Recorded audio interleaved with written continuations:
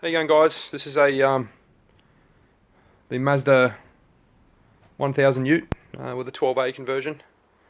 I sourced this car from Adelaide, so it took me a couple of years to actually source the car. Paint job hasn't been done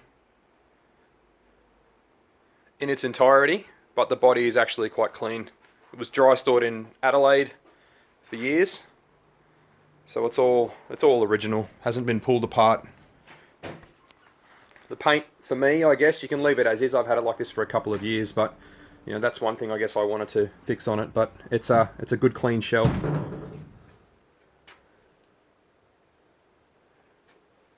It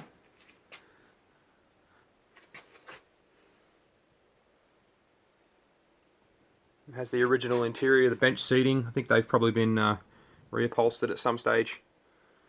Does have a Microtech gauge in there as well. I haven't started this in about 6 weeks.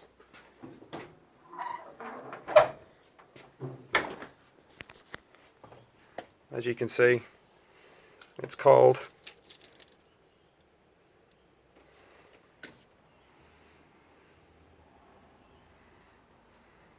The conversion was done by Mr. Enforcer Engineering.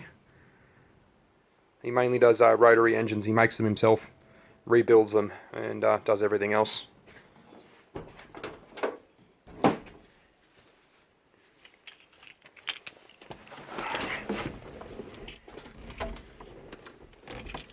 It's probably going to be a little bit noisy just because it's in a garage in a confined space, so I apologise.